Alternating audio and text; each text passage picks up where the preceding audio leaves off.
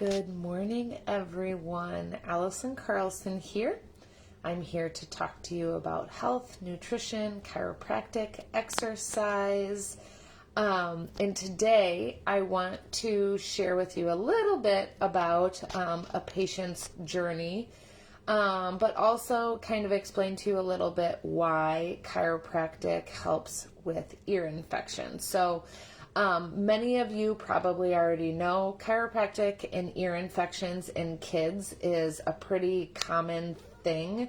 It's a commonly accepted, commonly researched thing that chiropractic definitely helps with helping kids to deal with those ear infections. And first, why am I talking about this? Well, I had the cutest little boy in my office this week. And he's had a lot of ear infections since about he was about a year old, and now he's like 3.5. And so he has had 2 sets of tubes already. And one of them, like the tubes fell out, so it was kind of like his body kind of rejected them and pushed them out, so they weren't really in there long enough to do their job. And then the second round of tubes got really like gunky and plugged up, which does happen sometimes. And but in between, he had a lot of ear infections prior to getting his first set of tubes. Then his body rejected, pushed out that set of tubes. Then they tried to treat him with antibiotics and different things. And then he got a second set of tubes. And now the mom he's kind of on his road to the third set of tubes. And that's not the direction that his mom and dad really wanted to go. So they came into my office. Now, why would they put tubes in? What's the risk with the ear infections and stuff? So there's a couple of things with ear infections.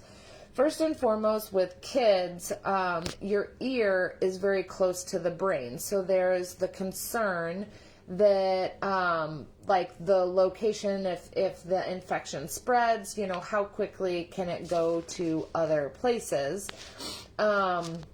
And so sometimes with kids, you'll get earaches with like upper respiratory type things, and it's commonly, one causes the other, okay? So that's the concern about like the ear is close to the brain. The other thing is for kids, there is a concern if there's constantly fluid or inflammation, it might affect their hearing long term, which obviously we don't want to do. So that's where like the medical interventions come in. But we also don't want little kids on antibiotics constantly. That affects like their gut microbiome. That affects like them possibly having tummy issues, stomach aches, like breaking food down, and other things like yeast infections. So a lot of times I have a lot of pediatricians that refer kids with frequent ear infections to me because we would rather treat it a little bit more holistically if possible. So how does chiropractic help? And I'm going to get back to my story about my patient. But the biggest thing that I look at, I should say, when somebody comes in with a history of a lot of ear infections is, what does the upper part of their neck look like? Do they have a tilt? Do they have a rotation? Because your lymph nodes that drain the ear there's chains of them that are right here.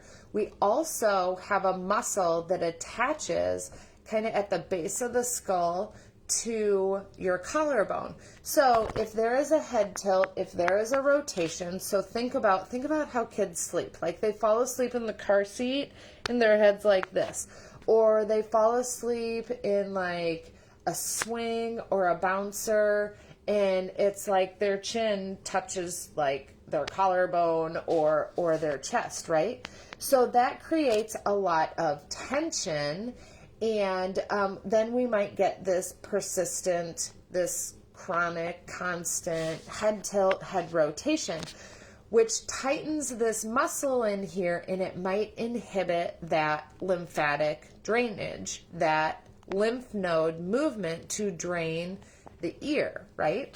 So there's other things that we're trying to affect, but that is kind of like the highest on my priority list.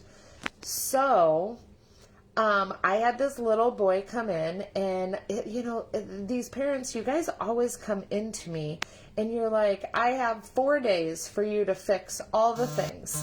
And and I'm like, okay, I'll do my best, right? I can only do so much work, and then we'll see what happens. But so I had this little boy, and I had 3 days until they were going to the ENT, and they were possibly scheduling the surgery to get tubes in. So I said, all right, you guys are going to have to be here every day. We did some adjustments. We did cranial work. If you're not familiar with cranial work, kids are born, your brain, your skull, it's not fused. So you do this, it's very light. With little boys, I need them to be still, and I put my hands on, like, right here or right here, maybe at the base of their skull, depending on whatever they need. And I need them to be still. So I always tell them that I'm giving them my superpowers. And I tell them about how, like, I can run really fast. And so this particular boy, he wanted my superpowers to fly. So I gave him my superpowers to fly, and he went in. So I saw him 3 days in a row.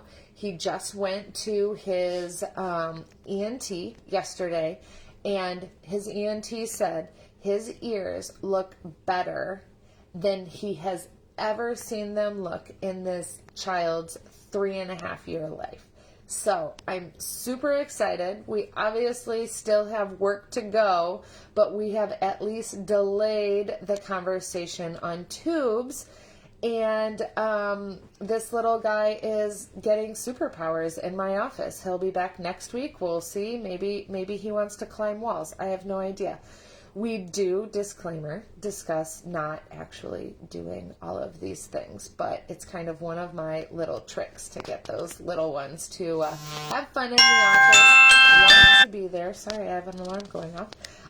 But it's just for them to want to be there, for them to get the benefits of the adjustment, and it just creates a nice little connection between these cutie pies that I just want them to have fun and enjoy their little kitty lives. So if you know anybody that has kids, you have kids that are suffering from a lot of ear infections, send them my way. If you guys aren't local, I will help you guys find somebody that knows how to do cranial work and pediatric adjusting. It's just made such an impact in so many of my patients' lives, and I just wanted to share you my most recent success story. So make it a great day, guys. So happy chatting with you. Thanks for joining.